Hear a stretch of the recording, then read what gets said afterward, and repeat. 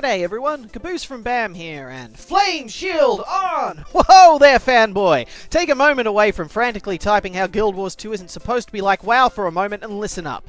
Guild Wars 2 is already like WoW in many ways, and unfortunately in some cases the worst ways possible. Are you still typing? Well then, are you 100% happy with the current state of Guild Wars 2? Would you be happy if it stayed the way it was with the same sort of shallow temporary content patches you're currently receiving?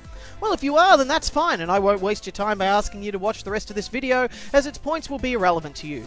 But, if there are some parts of Guild Wars 2 that you think could use some improvement, from the mechanics all the way to how new content is delivered, then hear me out before you finish your comment. And if you're ignoring all this and pressing enter as I speak, well then, at least you pulled your head out of ArenaNet's arse long enough to see this video and post another pointless comment about how great and flawless they are. Literally speaking, that is. Flame Shield down! Well, now that that's out of the way, let's get down to business. I've compared Guild Wars 2 to many games in my previous videos, usually as an example of how such a game improvement has worked in the past, and naturally I bring up WoW from time to time because, like it or not, there are many things that WoW has done right over the years that Guild Wars 2 could benefit from emulating. But you can't compare WoW to Guild Wars 2, it's been around so much longer, you shout. Okay, well for argument's sake, let's compare the first 10 months of WoW to the first 10 months of Guild Wars 2 so I can better explain my point. The first 3 months of WoW's lifespan, it was simply squishing bugs for the most part, while Guild Wars 2 worked on bugs, tweaked skills, put in a holiday event, a new zone, a one-time world event, balanced a few world bosses, introduced the fractals of the mist. Man, Guild Wars 2 was certainly boasting more content in the first 3 months than WoW, that is for certain. By the 4th month, WoW started releasing new content with its Christmas event, a new dungeon, a world PvP arena, and more bug fixing. Guild Wars 2 also released a Christmas event along with the breakout system to World vs World, more skill tweaking, and more bug fixing. Month 5 saw World of Warcraft release another new dungeon, world bosses, and its meeting stone looking for group system along with more bug fixing. Guild Wars 2 also worked on its bugs as well as polishing its fractal system, introducing the prelude to the Flame and Frost living story, adding the Laurel's daily system, removing the ability to graveyard circle bosses to death in dungeons, and implementing the guesting system as well as some more skill tweaking. Month 6 saw World of Warcraft introduce its PvP honor system, some epic quests for hunters and priests, and some more bug fixing. Guild Wars 2 continued its living story, implemented an item preview system, a guild reward system, and again, bug fixing. Month 7 saw World of Warcraft's Battlegrounds introduced and yet more bug fixing. Guild Wars 2 began the next step of its living story, more bug fixing and skill tweaking, and then began the introduction of items only available with gems and an RNG reward system.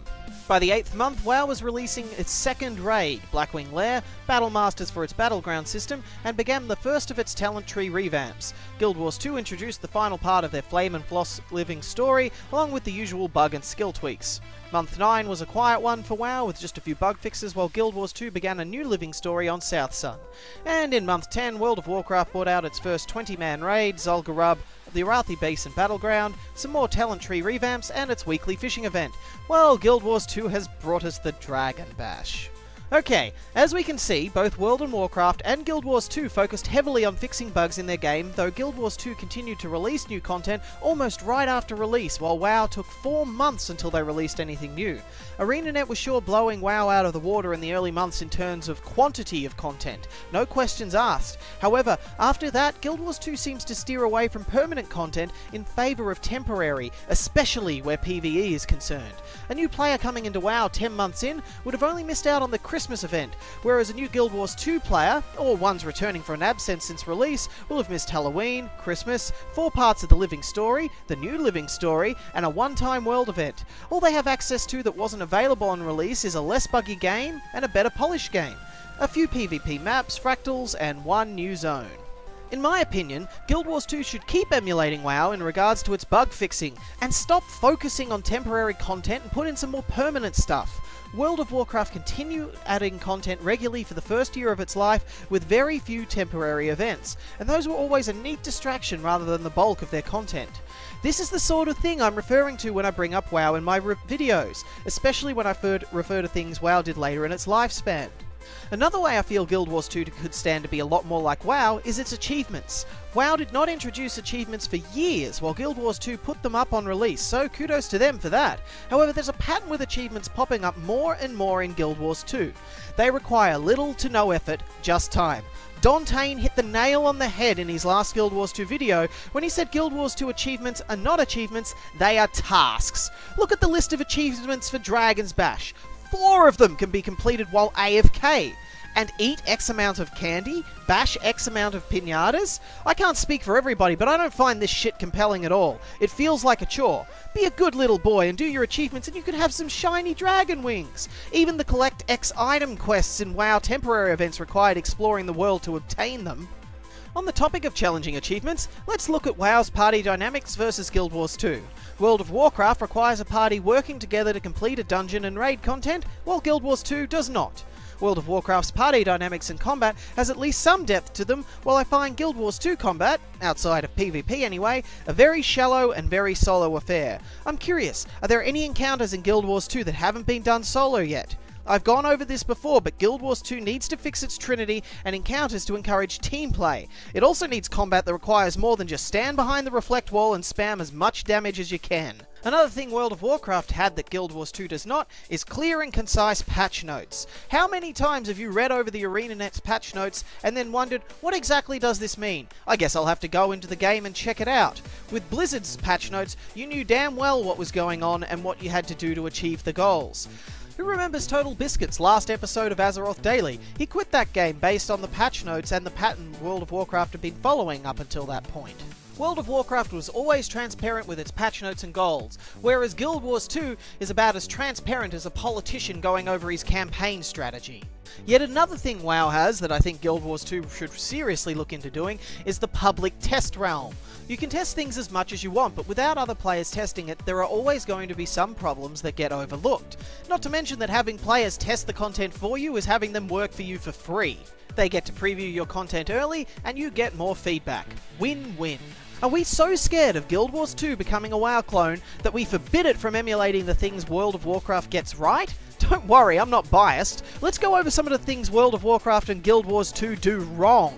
World of Warcraft has a habit of forcing players to play the same content over and over to reach the next tier of content. Guild Wars 2 doesn't do that! It doesn't have a gear treadmill, I hear you say. What's the most challenging, and I use that word liberally, PvE content in Guild Wars 2?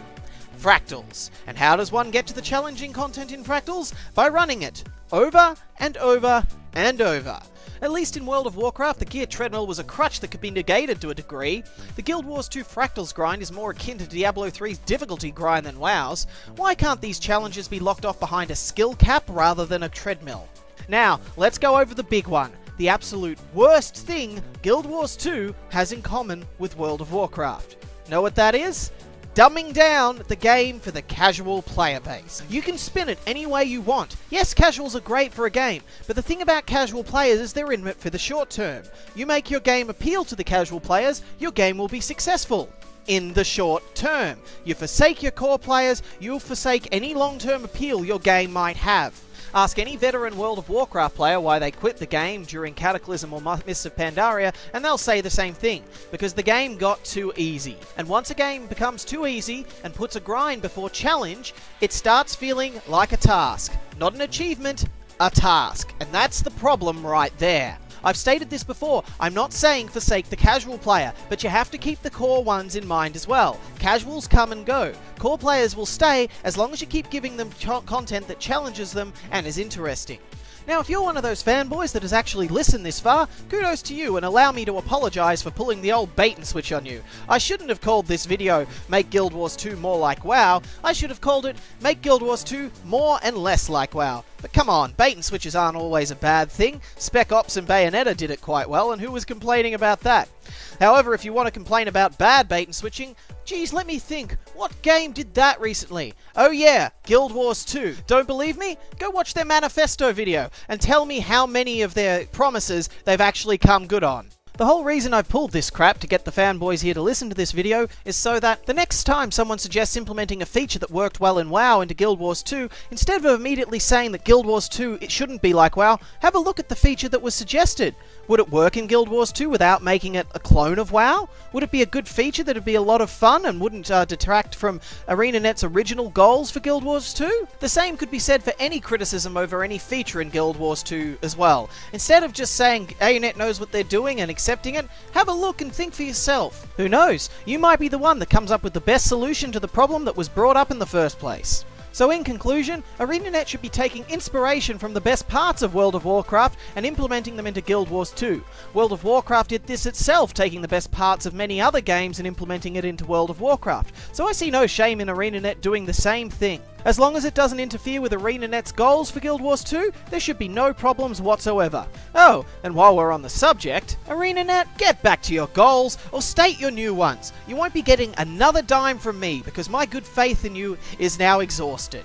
Remember guys, if you want ArenaNet to hear your complaints, leaving them here on YouTube isn't going to do a damn thing. There's a link to the official forums in the About section below. Make sure you go there to leave any comments that you'd like ANET to hear. If you just want to bitch at me, that's fine, feel free to leave them here. I'll reply to them. Be sure to like or dislike before you leave guys, and subscribe if you're interested in any more videos. Though just as a heads up, I'll probably be doing less Guild Wars 2 videos from now on. As I said, my faith in them is shot. Most of my spare time's been spent playing Scrolls at the moment, and I'm really enjoying it. So if you're an avid Scrolls player and you want to challenge me, just join the BAM channel when you log in. Anyway guys, thanks again for watching, and I'll see you next time.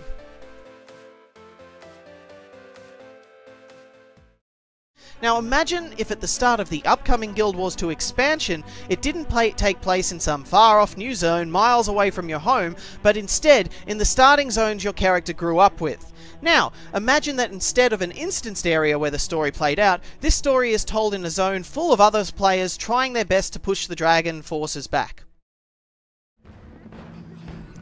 There we go. So, these fireworks... oh yay. Well, they're going.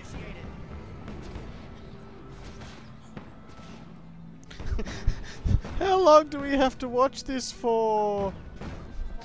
Come on, you've been standing here. 15 minutes. Yeah, you've been standing here for hours. It's not going to kill you to watch a little more. Oh, so not worth waiting around for. Then why did you? Because I'm an achievement whore. It's not any achievement, it's an achievement that gives you stuff. That is also true.